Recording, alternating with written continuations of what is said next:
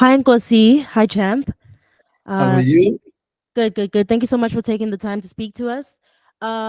So for me, I just want to know, just maybe bouncing off of what it seems like I just want to bounce off what locker room India said there in terms of like what's the game plan coming into this trilogy fight here with Jose Torres. The game plan has always been the same: destroy him, hurt him, and yeah, show that I'm the best. I've trained hard. I've always trained hard. I work hard, and fighting him, this coming fight, it has already opened a lot of doors. So I'm just doing the entering on tomorrow. So um, I don't talk much, but the rest will be seen in the ring. And you're talking about like in the future, you want to do like bigger and better things and all of that. But we know that someone who's had their eye on you for quite a while is a Nicholas Hwende, who's also in the bantamweight division. So, what are your thoughts on him? He's the least of my worry. He's the least of my worry. I'm not worried about him. I have no pressure about him.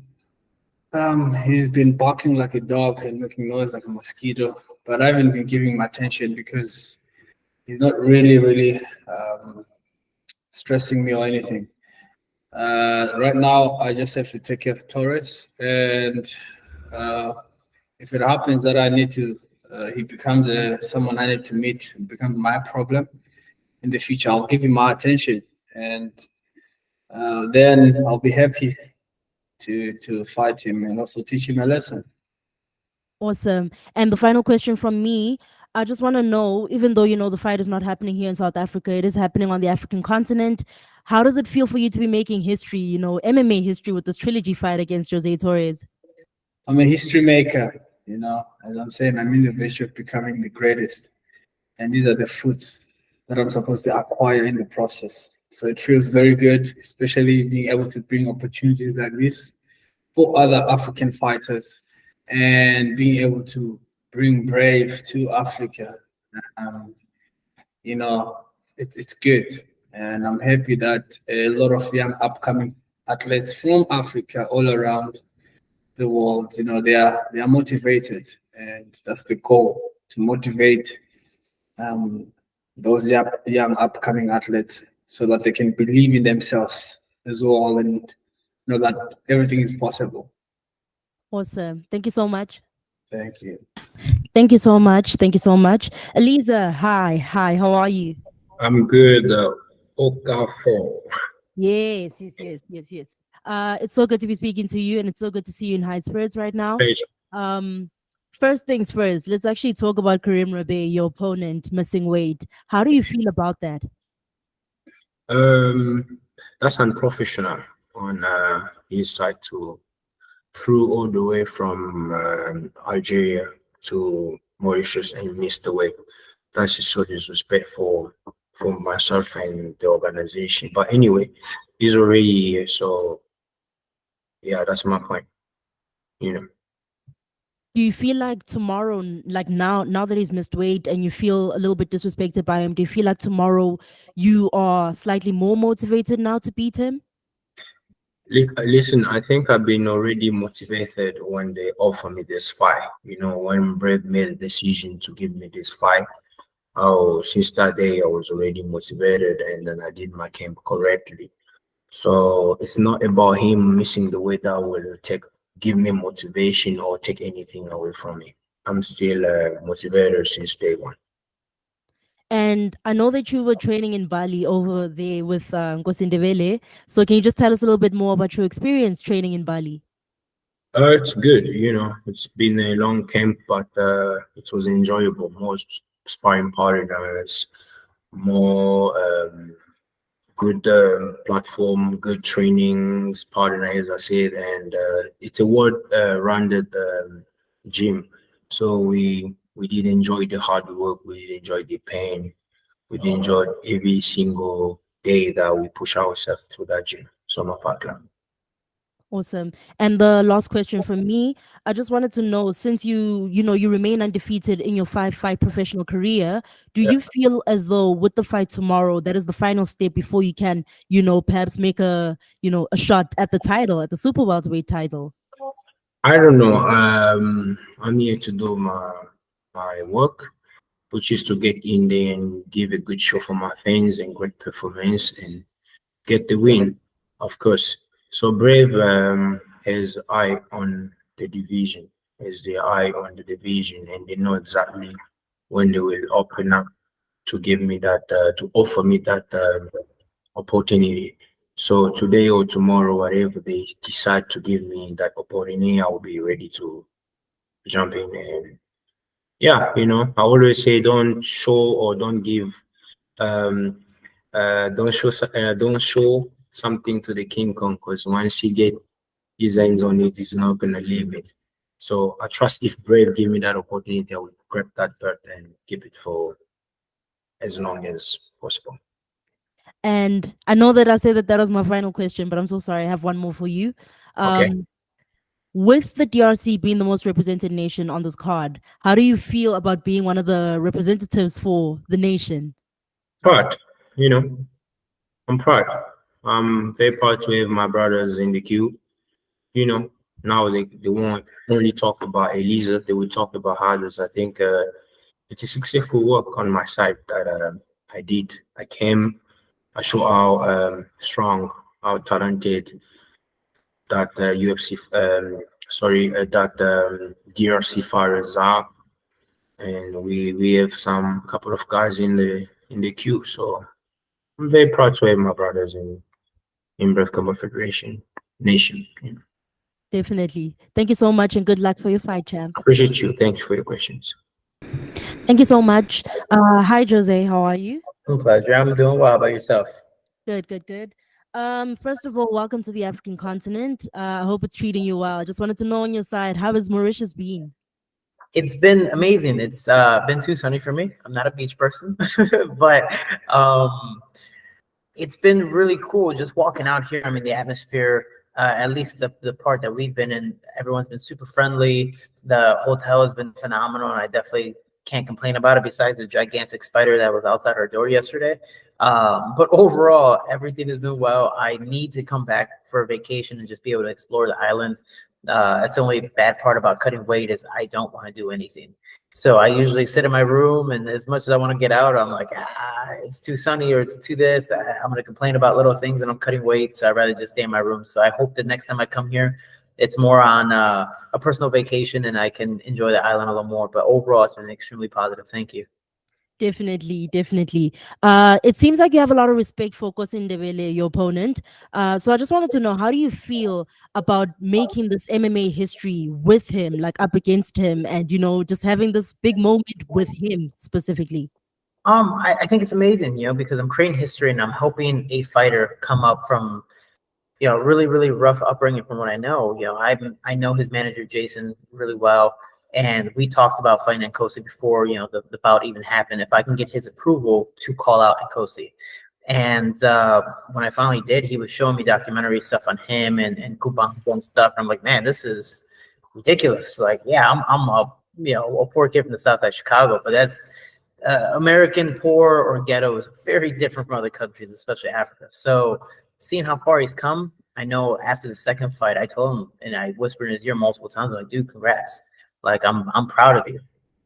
I almost, in a sense, subconsciously like let him win, whereas it's like, dude, I'm happy for you. I wanted you to get the success. Obviously, I wanted to compete better, but no matter how you got it, and I'm happy. And I think the last fight, I didn't have much respect for him, and that's why I was taking so much damage and not performing at my best. And again, all the mental health issues after the woulda, shoulda, coulda, and I let these cuts happen, scars that I'm gonna, see the rest of my life. But after that, I was like, man, I gotta change my mindset. I was looking for redemption in a very negative way, blood hungry. I'm putting the blinders on, and that's not my fighting style. And I learned that in camp when getting beat up. I was very just mad and angry because of the performance of the last bout. So for me, I needed to come out and have fun, but also respect the gentleman that's in front of me. but also look at, I'm creating history with this man. If it weren't for him beating me that second one, of how much he trained and how much he pushed through and prevailed, I wouldn't have this opportunity. I wouldn't be in, Mauritius, nevertheless, possibly Africa. So being able to create history, I look at, Ali Foreman. It's a huge fight just all around the world, two Americans in Africa. For me, I'm the single American here, but it's a cool thing to say. For me, I'm a shorty from the South Side of Chicago, being able to travel the world fighting, and one of the places it took me to was Mauritius, or at least Africa. So it's a really cool experience, and I have a lot of respect for him. As much negativity as he speaks, or whatever the case may be, at the end of the day, I wouldn't be here without him. So it takes two to tango, and I'm happy to have this last dance with him. That's amazing. And final question from me. You just mentioned that, like Chicago, and that's where you're from. We know that Brave prides itself with being the most global promotion, global MMA promotion, and all of that. Would you want to be the person to take Brave to the US? And if you were to, would you want it to be in Las Vegas, or are you thinking Chicago? Oh, for sure, Chicago. I haven't fought at home. I remember when I was in the UFC, and another way, in a sense, I wouldn't say I got mistreated with this conversation, but I was supposed to fight a 9-day notice with Jared Brooks, and I was like, "Yo, the next week after is in Chicago. Like, if it's okay, just push the next week after. I'll have a better performance." And I'm in my home city at the time, and even still today, I haven't competed at home since maybe 2013, because then I started competing worldwide with IMAF and all these different organizations. So I haven't competed at home since 2013. That's 11 years. Just imagine if I was able to bring Brave Chicago with all the political connections I have, being able to make the events that much easier there. Like, it would be outstanding. Or in general, just the US, especially for American fans. It's easy to travel all across country compared to any flight overseas, doesn't matter what direction, is already going to cost you $1,000+. So I'm very fortunate to even have my family afford to pay to come out here, because it definitely wasn't a cheap ticket, but definitely worth it for them because they're just happy to be here. So I'd love to be, just that guy that wins this championship and go, cool, I want to fight in the US. I don't care where it is. I don't care how much it costs. I'll figure out a way for Brave to come on in, and I'd love to do it, especially I'm 31, so I definitely still have time in my career, but you never know how long this sport lasts. I've had multiple injuries, especially during Braves run. I've had 2 year and a half long layoffs, to where I wasn't fighting. I had an injury, then my father passed away, all these different things. So you never know what can happen in the sport. I can walk outside after this fall, and the doctor tells me I can never fight again. So I want to just take every opportunity, every possible advantage I can to get this fight as soon as possible in the States, because again, tomorrow is never promised, and I don't want to wait until the end of my career. And I'd love to bring Brave to the States, one, to create history, but then two, I have nothing but respect for Brave. As much as I want to fight, the quote unquote bigger names in different promotions, I wouldn't be here without Brave. I wouldn't have a full living without them. And it's been an amazing experience. But being able to fight in Chicago at the United Center has always been a dream of mine. I fought the Staples Center in LA. I fought many different places. No, Chicago is my home, and I'd love to bring the homecoming. Awesome. Thank you so much, and good luck for your fight tomorrow. Pleasure. Thank you. Hi, Nicholas. Hi, Champ. How are you? Hey, what's up? How are you? I'm good. I'm good. I'm good. We see right now you're wearing this hat. You look like you're in vacation mode. How is Mauritius treating you? Mauritius, there's a nice beach here, so I gotta stay in the mood, to enjoy myself, because I'm not here to cry like most of others. Me, I'm here for vacation because I feel at home. Awesome. And we always see that you're very confident when you're going into every fight and all of that. But as it was mentioned earlier on, you are going up against the undefeated debutant, which is what you were when you came into Brave. Do you not, like, in the very least, feel intimidated by this fight? Trust me, my dear. I've been in real deep waters, in real deep shit in the worst time. And for this one, for me, it's gonna be just like sparring sessions. And the way I'm feeling right now is so good. I've trained day in and night. I've run early in the morning. I've done everything I need to do to make sure that my body today is gonna be in good shape. My body today is gonna be feeling better, much better. Even my weight cut, I had to make sure that I don't need to feel what I normally feel. So I'd say, since Rashid is the best so far that they've offered me, I would really want to show him that I've been training hard, man. I'm ready to strike technical or even crazy fight. I'm ready to wrestle him nice technical wrestling or even crazy wrestling. So I would say um everything. I've went through it. I've seen his fights. He's a good fighter, and exactly what I've been crying for, that I want someone who's gonna be the best. And on that day, I wouldn't want to finish him. Also, I won't let him finish me, but we were gonna be sharing knowledge in that cage, and it's gonna be awesome. Right now, you're going to be the co-main event of this card, but I'm assuming that soon enough you would like to be, headlining an event. And so, if Brave is to come back to the African continent, where exactly would you like to see them? Which country would you like to see Brave go to next, so that you could headline that card?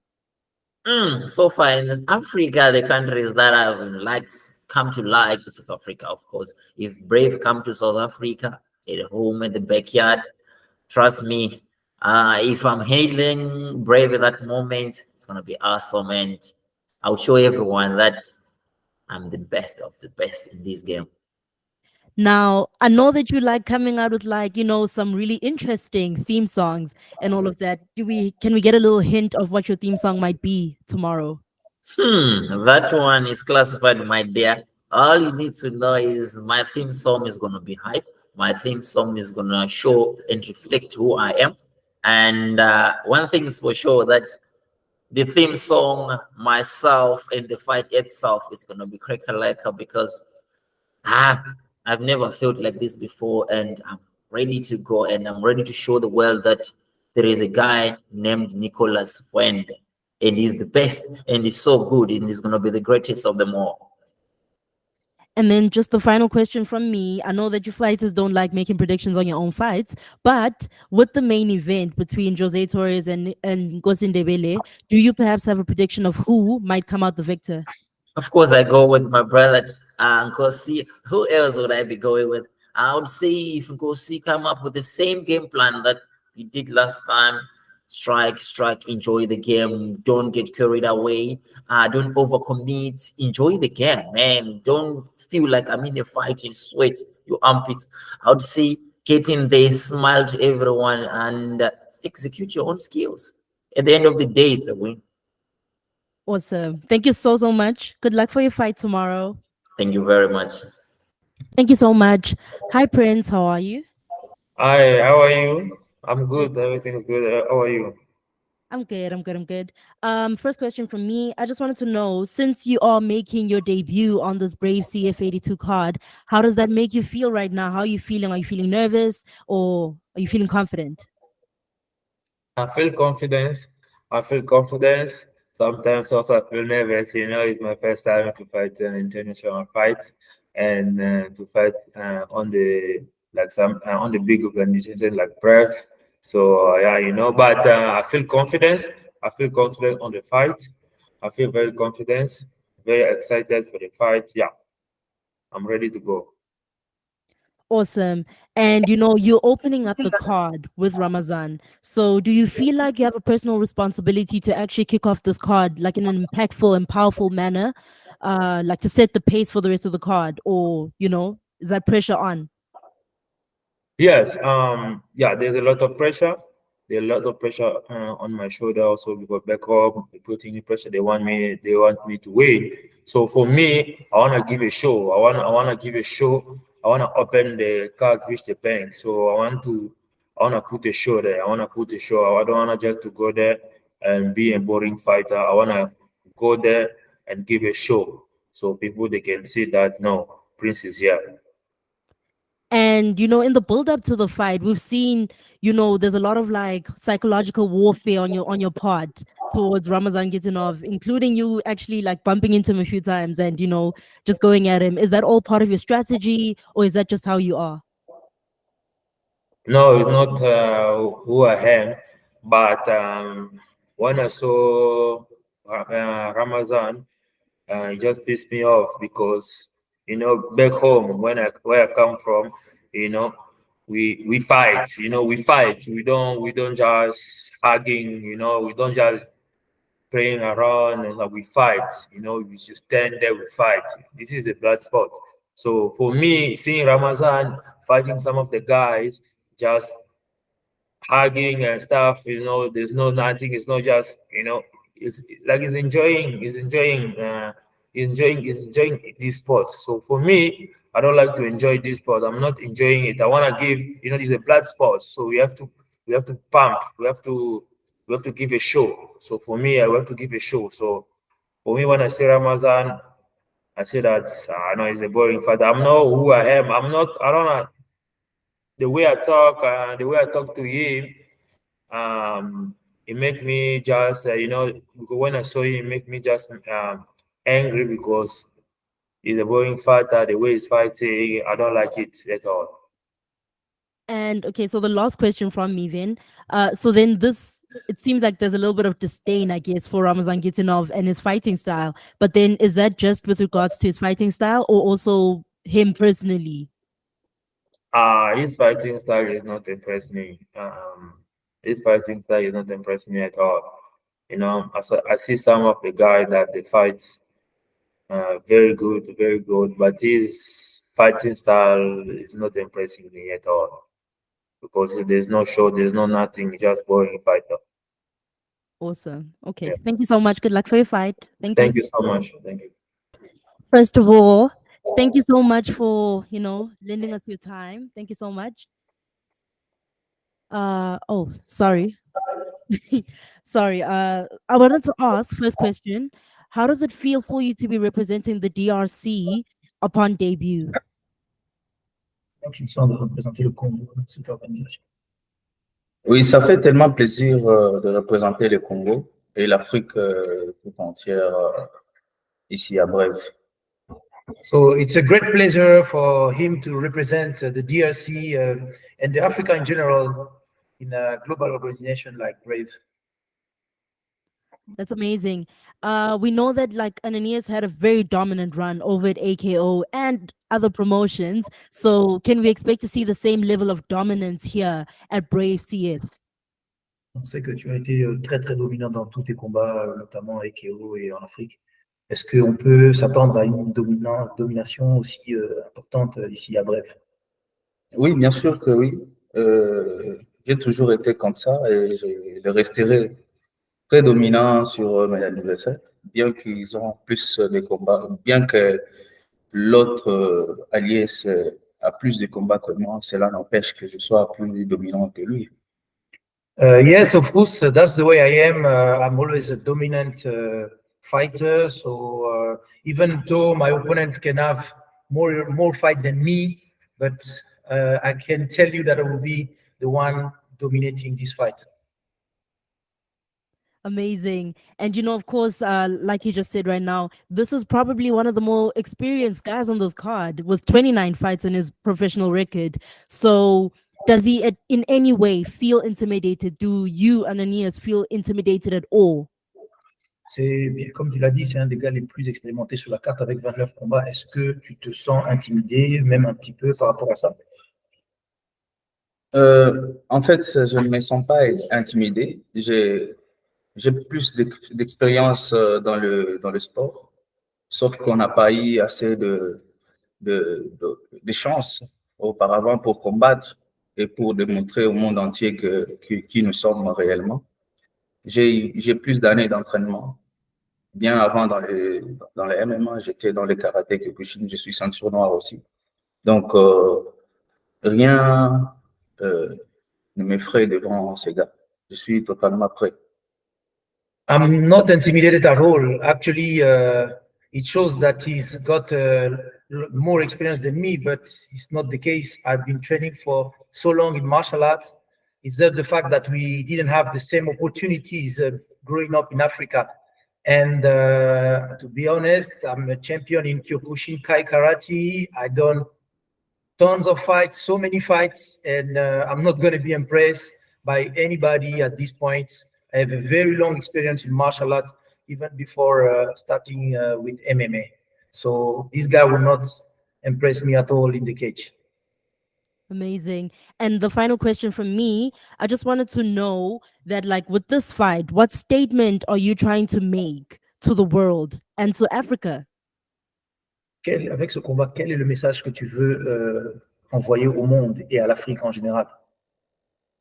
Le message est que on doit regarder l'Afrique maintenant autrement, que le MMA en Afrique évolue très bien. Tout en restant en Afrique, on peut évoluer. Mon exemple, je m'entraîne dans l'un des grands clubs au monde ici au Congo. Et les gens ne le savent pas. Donc, qui peut faire savoir cela? Rien que nous, les combattants. Alors, on est là, on reste en Afrique, on s'entraîne en Afrique, on développe le MMA ici en Afrique. On essaye, moi et les autres combattants, nous essayons de faire développer le MMA tout en étant en Afrique. So my message is that we need to look at Africa differently right now in terms of MMA, because Africa have evolved, and many fighters coming from Africa are doing very well in MMA. And people need to understand that now Africa is also a strong continent in MMA. And that's the message I will send in my fights, because I'm a fighter that train in one of the biggest gym in the world that is in Africa. And I believe that's what I will show during my fights. And people will understand that I'm living in Africa, I'm training in Africa, and I'm growing in Africa because there is African MMA. And that's the message I want to show in my fight. I want the people to understand and to see that the African MMA now is there, and we are there to take over. That's amazing. Thank you so much. Can't wait to see you in action tomorrow. Thanks.